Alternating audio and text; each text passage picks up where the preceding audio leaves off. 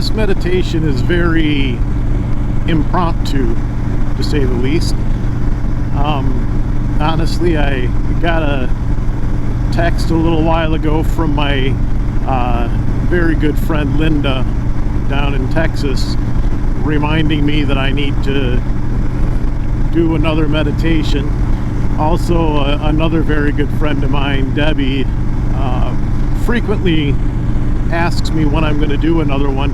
Honestly, it's been a while, primarily because of the weather. I do these things when I ride. I have to normally kind of plan them out, and then I go out, and it's kind of time consuming to, you know, get ready for these and put them all together. A lot more time than just the 10 minutes or so of video that you get, but I really do enjoy doing them, and so I thought I would go ahead and just take the time to do something today. I'm actually on my 9th Wanderlust journey. At the moment, I'm in the middle of Pennsylvania, and this has been a great trip, but it's been very different than normal. This trip was not planned this way. I was actually planning a 4-day ride down to ride the tail of the dragon in Tennessee and North Carolina. It's supposed to be a great ride, one that I've been trying to do for several years, but the times that I've planned on it or thought about it, it's been ruined by weather, so I've had to go other directions, which has been fine. This time also, the forecast for that area was nothing but storms for the entire time, so that takes the fun out of going down to ride a curvy road. So I had to scrap that plan, but I had 4 days to go, and I just looked at where the weather was supposed to be best, and I decided to head to the northeast and go to the New England states. So, you know, it's places I've never been before. Of course, starting in Wisconsin, Illinois, Indiana, Ohio, Pennsylvania, New York, Vermont, New Hampshire, Maine, Massachusetts, Rhode Island, Connecticut, New Jersey. So it's been a lot of states. It's been great, but because I only had 4 days to cover a lot of territory, I haven't been able to really enjoy the scenery and stuff and do some of the things I'd like to. It's been more about just putting miles behind me, and the first couple days were great, with the exception of riding through Chicago. You'll find I always complain about Chicago. It's one of my favorite things to do.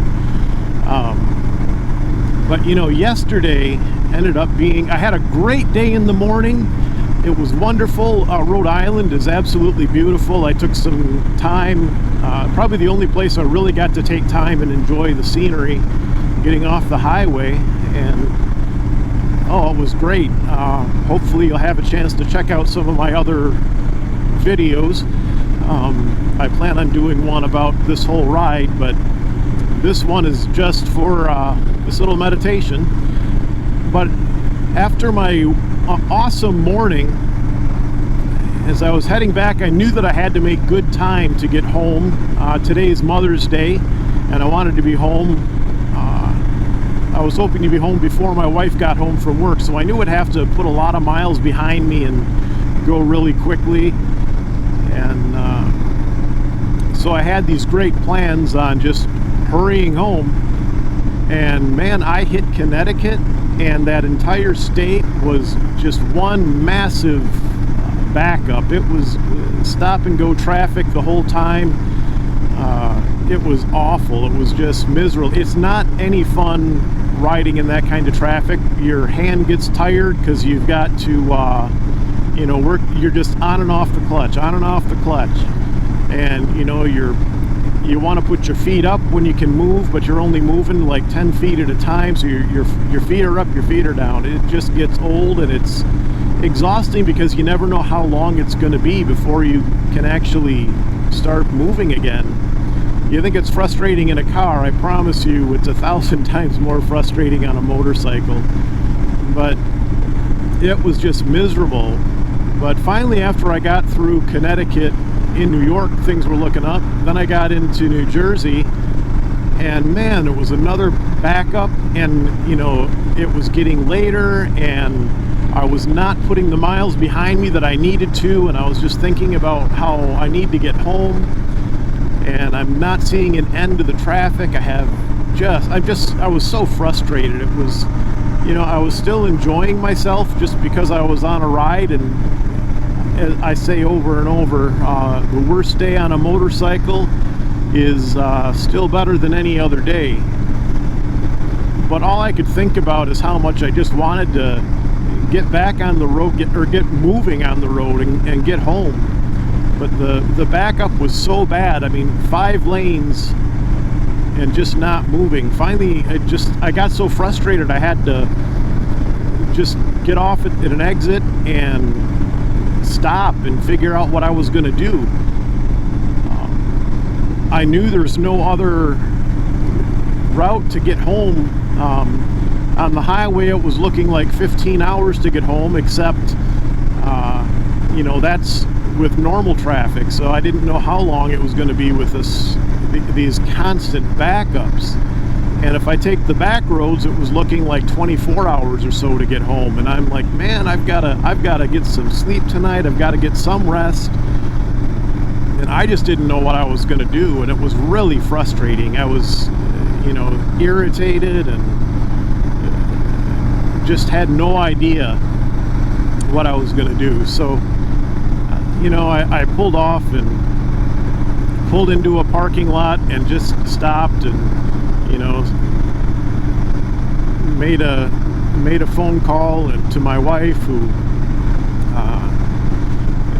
didn't answer, and she was busy. It was just frustrating. I needed to come up with a plan, and you know, just stopping and taking a break, I kind of regrouped, and I remembered that, you know, if my GPS on my motorcycle gives me a route, but it doesn't have real-time updates. So I realized if I just go to my phone and look at my phone maps, that'll, you know, that's real-time, and it shows backups and problems and stuff, and it will route me the fastest way based on current traffic. So I went that route. I put the ride home into my phone, and it took me right back to the highway where it was backed up, but I could see that the backup was only going to be a few miles, and it was because of a couple crashes that had happened. So I got back on the highway, and really I was only stuck for about 10 minutes before the traffic cleared out, and I was able to start making good time again. Of course, it was getting late, so I only managed to put about another 100 miles behind, and before I found a place where I could stop for the night. So I got another cheap hotel, planned on getting up at 3:30 in the morning to hit the road by 4:30 at the latest. And of course, when I set my alarm, I accidentally changed the time on my Monday through Friday work alarm rather than a regular one, which means, well, the alarm was set for 3:30. It's going to go off 3:30 on Monday, not today, which is Sunday. So I woke up at 6 o'clock, so I was already behind. I got on the road and put about 100 miles behind me, and just stopped for gas and just really took stock of things. Filled up my gas tank, got a cup of coffee, and just decided I needed to kind of sit and relax for a little bit, and just got to thinking about it, and I realized how frustrated I was. I've been having tech issues. My camera wasn't working earlier, and my main camera here, I've got, two cameras. I've got the one that's this guy here that I'm pointing at, that faces me, that I just use for, y'all like to see my pretty face when I'm riding, through my helmet. How else are you going to know how handsome I am? And then of course I got this one, which is my main helmet cam, this is the one that has the audio, so you can hear my voice. But it wouldn't turn on, it wasn't working. So I also have other tech issues with my comm system. A little frustrated by that too, but as I stopped and took stock, the funny thing is, what came to mind is a scene from the movie, I think it's The Rookie, with the Quaid guy, the Quaid brother that's not in Christmas Vacation, the other guy. And he's playing baseball for some minor league team, and things aren't going well for him, and things seem to be kind of falling apart. But I think it's a conversation he has with his wife, and he kind of stops and regroups and comes back with a new attitude, and as they're about to go out to play a game, he's talking to the guys in the locker room, and with a big smile on his face, he's like, "Guys, we get to go play baseball." And I thought, man, you know what? I'm frustrated because I'm not going to get home when I wanted to get home, and it's had been a frustrating night and morning. But you know what? I get to ride. Yeah, I'm 12 hours from home, but you know what? That means I get to ride my motorcycle for 12 hours. Any day of the week, I would take that. Now, I'm going to be putting on more miles today than I ever have. I can promise my butt is going to be really, really sore. I'm going to be tired by the end of this day. I think the most miles I've ever ridden in a day is probably, it's a little over 700. I'd have to check that from my previous trips. But, I'm going to be riding about 800 miles today, which is really hard to do. 800 miles non-stop. Well, not non-stop. I'll stop for breaks and food here and there. But 800 miles in a day is really hard. It's going to be a lot of fun, but it's going to be really hard. But I get to ride all day, and my wife understands the things that are holding me up from getting home when I wanted to.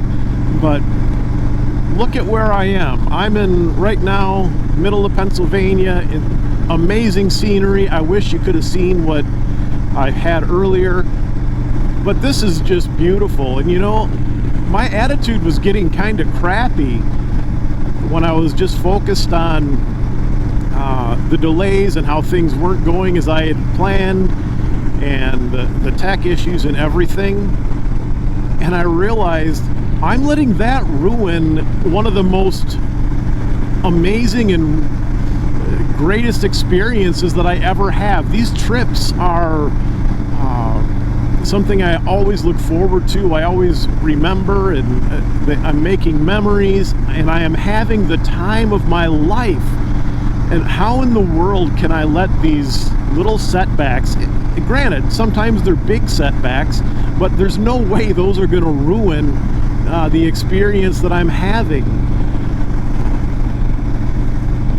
And sometimes in life, we have those setbacks. I've talked in the past about a 10-year period of just things not going as planned and not happening as I wanted them to, and kind of a rough decade. But you know what? I have an amazing life. I've got a great family. I have a wonderful wife. I have friends that are great.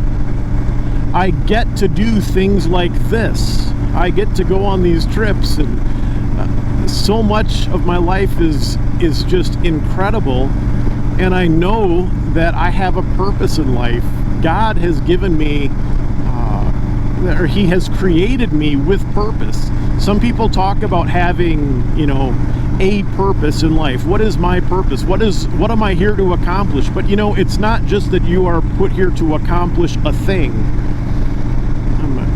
I know that I have purpose in general, Every friendship that I have, every person that I talk to are part of a greater purpose that is my entire life. My whole life is lived on purpose. God has plans for me that I don't even know about. I'm sure that He's used me in ways that I'll never know. My life and my existence is part of a plan that I don't even fully understand, but I know that it's a wonderful, amazing plan. And I know that every day and every moment that I'm living in this purpose. I'm living in something that is great, something that is wonderful and far beyond anything I could ever dream. And you know, when I have setbacks, when things don't go as planned, I just have to remember that it's not about my plan. The things that kind of suck here and there in life, they're going to come. We're going to have those. But there's always a purpose even in those. I think of the 10 years in my life that were rough, still part of God's purpose, and I grew so much out of that. When I look back on this trip and I remember the traffic and the tech issues and the setbacks that I've had, and I expect I'll probably have more before I get home, but you know what? When I look back on this trip and remember these things,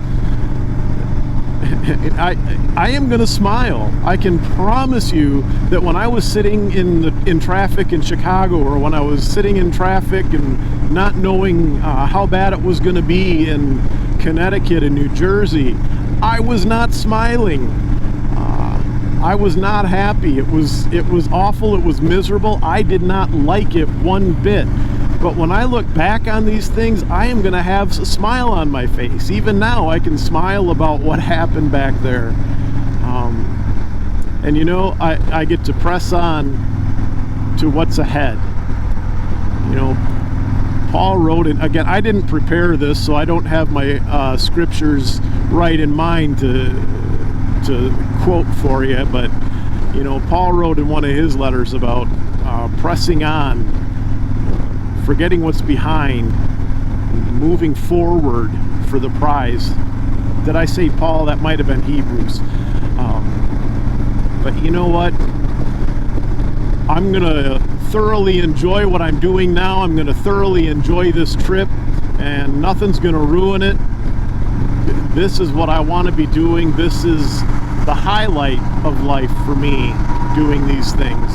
So if I get stuck in traffic, I get stuck in rain, whatever it may be, none of that's going to ruin it for me. Don't let setbacks in your life ruin it for you. You're on the greatest adventure imaginable. You are living a life that is on purpose. You're living in God's plan, and I promise you there is nothing better. So enjoy every minute of it, even when it sucks. Also, I want to remind you to subscribe to my channel if you wouldn't mind, either at Rumble or YouTube. Either way, The Wild Viking. Look it up, you'll find me. And if you would subscribe, it would mean a lot. And otherwise, get out there and ride and stay wild.